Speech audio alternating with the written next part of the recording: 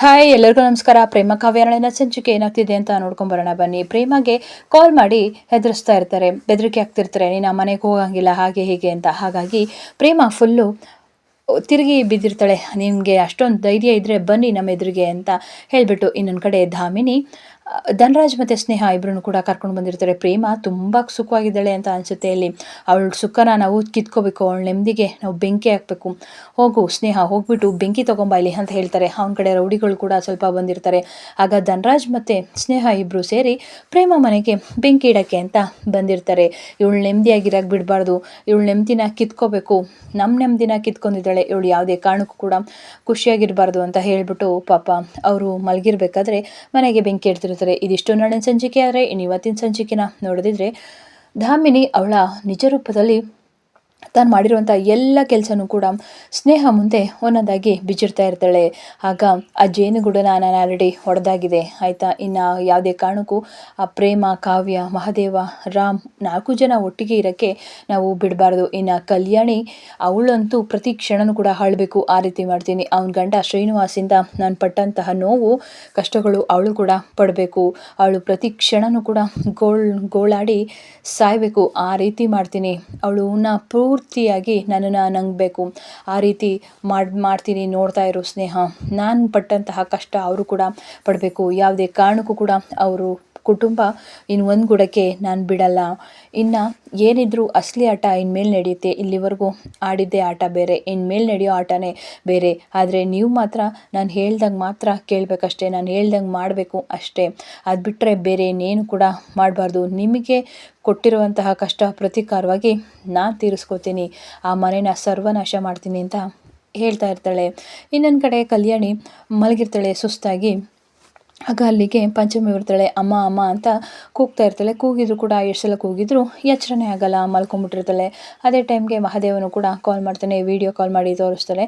ಅಮ್ಮ ಅಂತ ಹೇಳ್ತಾಳೆ. ಯಾಕೆ ಅಮ್ಮಂಗೆ ಹುಷಾರಿಲ್ವಾ ಅಂತ ಕೇಳಿದಾಗ, ಇಲ್ಲ ಅಮ್ಮಂಗೆ ಹುಷಾರಿಲ್ಲ, ತುಂಬ ಸುಸ್ತಾಗಿದೆ ಅಂತ ಹೇಳ್ತಾರೆ. ಹೌದಾ, ಅಷ್ಟೊಂದು ಸುಸ್ತಾಗಿದ್ದೀರಾ, ಇದು ತುಂಬ ಹುಷಾರಿಲ್ವಾ, ಏನು ಎತ್ತ ಊಟ ಮಾಡ್ದ ಅಂತ ಮಹಾದೇವ ಎಲ್ಲ ಕೇಳ್ತಾರೆ. ಹಾಂ, ಅಮ್ಮ ಊಟ ಮಾಡಿದರು, ಮಲಗಿದ್ದಾರೆ, ತುಂಬ ಸುಸ್ತಾಗಿದ್ದಾರೆ, ಎದ್ದೇಳೋಕ್ಕಾಗ್ತಿಲ್ಲ ಅಂತ ಹೇಳ್ತಾರೆ. ಹೌದಾ ಪಂಚಮಿ, ನೀನು ಅಮ್ಮನ ಹತ್ರನೇ ಇರು, ಎಲ್ಲೂ ಹೋಗಬೇಡ ಆಯಿತಾ, ನೀನು ಇದೆಯಾ ಅಂತಲೇ ನನಗೆ ಧೈರ್ಯ ಅಂತ ಹೇಳ್ತಾರೆ. ಆಗ ಪಂಚಮಿನು ಹ್ಞೂ ಅಣ್ಣ ನಾನು ಇದ್ದೀನಿ ಅಂತ ಹೇಳ್ತಾರೆ. ನೀನು ಊಟ ಮಾಡಿದ್ಯಾ ಅಂತ ಕೇಳ್ತಾರೆ. ಹ್ಞೂ ಕಣವ, ನಾನು ಊಟ ಮಾಡಿದೆ.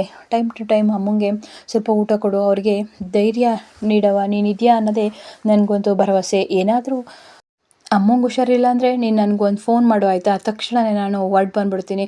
ಹುಷಾರು ಕಣವ, ಅಮ್ಮನ ಹುಷಾರಾಗಿ ನೋಡ್ಕೊ ಅಂತ ಹೇಳ್ತಾರೆ. ಅದೇ ಟೈಮ್ಗೆ ಕೂಗ್ತಿರ್ತಾಳೆ, ಎಲ್ಲಿದೆಯಾ ದಾಮಿನಿ ಬಾಯ್ಲಿ ಅಂತ ಹೇಳ್ತಾರೆ. ನೋಡಿದರೆ ಮುಂದ್ಗಡೆ ಮಗಳು ನಿಂತಿರ್ತಾಳೆ. ಆಗ ಇಲ್ಲಿದೆಯಾ, ಏನು ಮಾಡ್ತಿದ್ದೆ, ಎಲ್ಲಿಗೆ ಹೋಗಿದೆ ಅಂತ ಕೇಳ್ತಾರೆ. ಪಂಚಮಿ ಯಾಕೆ ಹಿಂಗೆ ನಿಂತಿದ್ಯಾ, ಏನಾಯಿತು ಅಂತ ಕೇಳ್ತಾರೆ. ಅದೇ ಟೈಮ್ಗೆ ಧಾಮಿನಿ ಕೂಡ ಬರ್ತಾಳೆ. ಅಕ್ಕ ಇವಾಗ ಹೇಗಿದ್ದೀರಾ, ಹುಷಾರಾಗಿದ್ದೀರಾ, ತಗೊಳ್ಳಿ ಮಾತ್ರೆನ ಅಂತ ಹೇಳಿಬಿಟ್ಟು ಮಾತ್ರೆ ಕೂಡ ಕೊಡ್ತಾರೆ. ನನಗೆ ಏನು ಬೇಡ, ಯಾವ ಮಾತ್ರೆನೂ ಬೇಡ ಅಂತ ಹೇಳಿಬಿಟ್ಟು ಕಲ್ಯಾಣಿ ಹೇಳ್ತಿರ್ತಾರೆ. ಅಕ್ಕ ನೀವೇ ಹೀಗೆಂದರೆ ಯಾರು ತಾನೇ ಏನು ಮಾಡೋಕ್ಕಾಗುತ್ತೆ, ನಿಮಗೂ ಸ್ವಲ್ಪ ಧೈರ್ಯ ಬೇಕಲ್ವಾ, ತಗೊಳ್ಳಿ ಮಾತ್ರೆ ನಿಮಗೆ ಅಂತ ಹೇಳ್ಬಿಟ್ಟು ಫೋರ್ಸ್ ಮಾಡಿ ಧಾಮಿನಿ ಯಾವುದೋ ಒಂದು ಮಾತ್ರೆನ ತೊಗೊಂಡು ಬಂದಿರ್ತಾರೆ. ಆಗ ಅದನ್ನು ಕೊಟ್ಟು ನುಂಗ್ತಾಳೆ. ಹೀಗೆ ನುಂಗ್ತಿರು ಕಲ್ಯಾಣಿ, ನಾನು ಈ ಕೊಡೋ ಮಾತ್ರೆಯಿಂದ ನೀನು ಬರೀ ದೇಹ ಅಲ್ಲ, ನಿನ್ನ ಮನಸ್ಸು ಕೂಡ ಕುಗ್ಗೋಗ್ಬೇಕು, ಅವರು ಎಲ್ಲರೂ ಕೂಡ ನಿನ್ನ ಮನಸ್ಸಿಂದ ಶಾಶ್ವತವಾಗಿ ಹೊರಟೋಗ್ಬೇಕು, ಆ ರೀತಿ ಮಾಡ್ತೀನಿ, ನೋಡ್ತಾ ಇರೋ ನಿನಗೆ ಅಂತ ಮನಸಲ್ಲೇ ಅನ್ಕೋತಿರ್ತಾಳೆ. ಇನ್ನೊಂದು ಕಡೆ ಪ್ರೇಮ ಒಂದು ಗಂಜಿನ ರೆಡಿ ಮಾಡ್ತಾ ಇರ್ತಾಳೆ. ಆಗ ಕುಟ್ಟಿ ರೆಡಿ ಮಾಡ್ತಾ ಇರ್ತಾಳೆ. ಅತ್ತೆಗೆ ಹೇಗಾದರೂ ಮಾಡಿ ಕೊಡಬೇಕು, ರಾಣಿಗೆ ಫೋನ್ ಮಾಡಬೇಕು, ವಾಣಿಗೆ ಅಂತ ಹೇಳ್ಬಿಟ್ಟು ಫೋನ್ ಕೂಡ ಮಾಡ್ತಾಳೆ. ವಾಣಿ ಎಷ್ಟು ಸಲ ಫೋನ್ ಮಾಡಿದ್ರು ಕೂಡ ಫೋನ್ ರಿಸೀವ್ ಮಾಡ್ತಿಲ್ಲ. ಯಾಕೆ ಅಂದರೆ ಅವ್ರ ತಂದೆಗೆ ಆಲ್ರೆಡಿ ಎದುರಿಸಿದ್ದಾಳೆ, ವಾಣಿ ಅವ್ರ ತಂಟೆಗೆ ಹೋಗಬಾರ್ದು, ಆ ರೀತಿ ಮಾಡಿದ್ದಾರೆ, ಯಾಕೆ ಇವ್ರು ಫೋನ್ ರಿಸೀವ್ ಮಾಡ್ತಿಲ್ಲ ಅಂತ ಹೇಳ್ಬಿಟ್ಟು ಒಬ್ಬಳೇ ಮಾತಾಡ್ಕೊತಿರ್ತಾಳೆ. ಅದೇ ಟೈಮ್ಗೆ ರಾಮ್ ಬಂದು, ಏನು ಮಾಡ್ತಿದ್ಯಾ ಇಷ್ಟೊತ್ತಲ್ಲಿ, ಕಷಾಯ ಮಾಡ್ತಿದ್ಯಾ ಅಲ್ಲಿ ಯಾರಿಗೆ ಅಂತ ಕೇಳ್ತಾರೆ. ಅತ್ತೆಗೆ ತುಂಬ ಮೈಕೈ ನೋವಂತೆ, ಹಾಗಾಗಿ ಅವ್ರೊಂದು ಸ್ವಲ್ಪ ಕುಡಿದ್ರೆ ಆರಾಮಾಗ್ತಾರೆ, ಅವ್ರಿಗೆ ಟ್ಯಾಬ್ಲೆಟ್ಗಿಂತ ಈ ಔಷಧಿ ಬೇಗ ಹುಷಾರಾಗುತ್ತೆ ಅಂತ ಹೇಳ್ತಾರೆ. ಹೌದಾ, ಆದರೂ ಪ್ರೇಮ ನೀನು ಅಲ್ಲಿಗೆ ಹೋಗೋದು ಬೇಡ, ದೊಡ್ಡಮ್ಮಂಗೆ ನಿನ್ನ ಕಂಡ್ರೆ ಸ್ವಲ್ಪ ಕೋಪ ಇದೆ, ಆಮೇಲೆ ತೊಗೊಂಡೋಗಿ ಚೆಲ್ಬಿಟ್ರೆ ನಿನಗೆ ಬೇಜಾರಾಗುತ್ತೆ ಅಂತ ಹೇಳ್ತಾರೆ.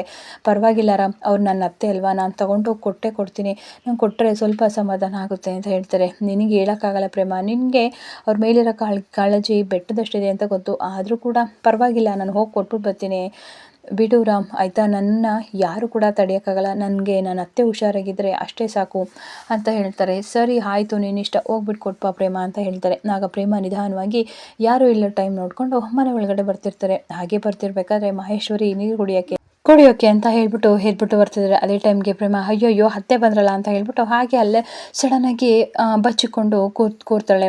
ಅವಳು ಹಾಗೆ ನೀರು ಕುಡಿತಿರ್ಬೇಕಾದ್ರೆ ಅವಳು ಕೂಡ ಹಾಗೆ ನಿಧಾನವಾಗಿ ಕಲ್ಯಾಣಿ ರೂಮ್ ಒಳಗೆ ಹೊರಟೋಗ್ತಾಳೆ. ಪಾಪ ಕಲ್ಯಾಣಿ ಮಲಗಿರೋದನ್ನು ನೋಡಿ ಪ್ರೇಮಗಂತೂ ಕರಳೆ ಕಿತ್ತು ಬರೋ ಥರ ಆಗಿತ್ತೆ.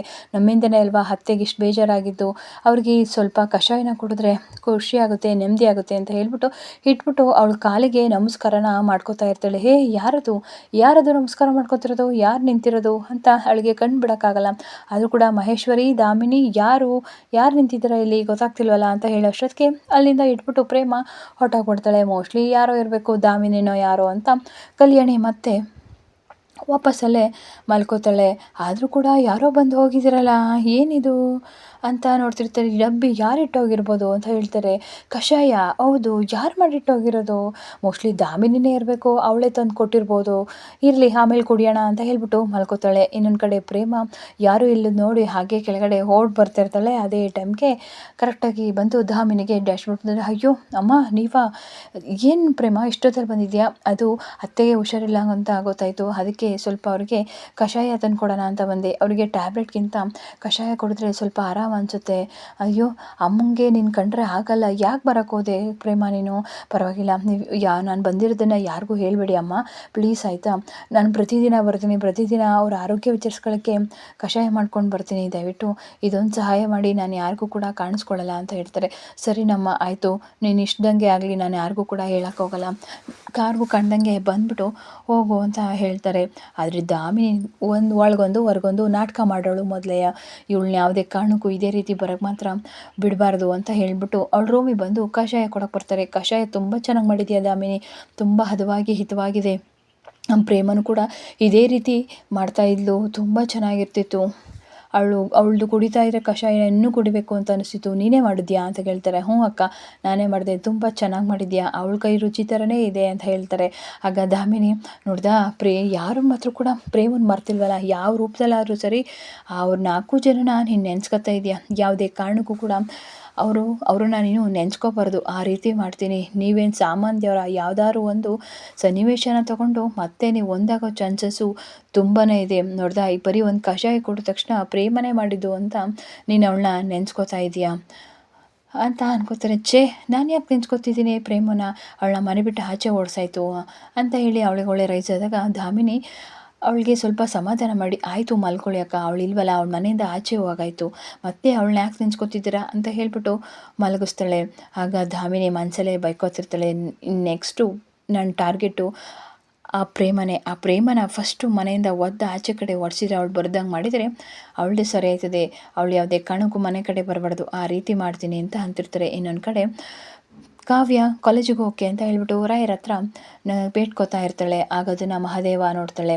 ಓಹೋ ಮೊದಲನೇ ದಿವಸ ಕಾಲೇಜಿಗೆ ಹೋಗ್ತಿದ್ಯಾ, ರಾಯರ ಹತ್ರ ಬೇಡ್ಕೋತಿದ್ಯಾ, ರಾಯರ ಪರವಾಗಿ ನಾನು ನಿನ್ನನ್ನು ಕಾವಲವಾಗಿ ನೋಡ್ಕೋತೀನಿ ಕಾವ್ಯ, ನೀನೇನು ಹೆದರ್ಕೋಬೇಡ, ನಿನ್ಗೊಂದು ಸ್ವಲ್ಪನೂ ಕೂಡ ನೋವಾಗ್ದಂಗೆ ನಿನ್ನ ಆಸೆ ಕನಸುಗಳಿಗೆ ಗುರಿಗಳಿಗೆ ನಾನು ಆಸರೆಯಾಗಿರ್ತೀನಿ ಅಂತ ಹೇಳ್ತಾರೆ. ಇನ್ನೊಂದು ಕಡೆ ಆ PG ಓನರ್ ಬಂದ್ಬಿಟ್ಟು ಬಾಡಿಗೆನ ಕೇಳ್ತಿರ್ತಾರೆ. ನೀನು ಹೊಸ ಫ್ರೆಂಡು ಬಾಡಿಗೆ ಕೊಡಬೇಕಿತ್ತಲ್ಲ, ಎಲ್ಲಿ ಕೊಡಲೇ ಇಲ್ವಲ್ಲ, ಏನೋ ಮದುವೆ ಆಗಿದೆ ಅನಿಸುತ್ತೆ ನಿನ್ನ ಫ್ರೆಂಡ್ಗೆ, ಏನು ಗಂಡನ ಬಿಟ್ಟು ಓಡಿ ಬಂದಿದ್ದಾಳ ಏನು, ಏನಾದರೂ ಮಾಡ್ಕೊಳ್ಳಿ, ಒಟ್ಟಿನಲ್ಲಿ ನಂಗೆ ಸಂಜೆ ಅಷ್ಟೊತ್ತಿಗೆ ದುಡ್ಡು ತಂದು ತಲುಪಿಸಿ ಅಂತ ಹೇಳ್ಬಿಟ್ಟು ಬೈತಾರೆ.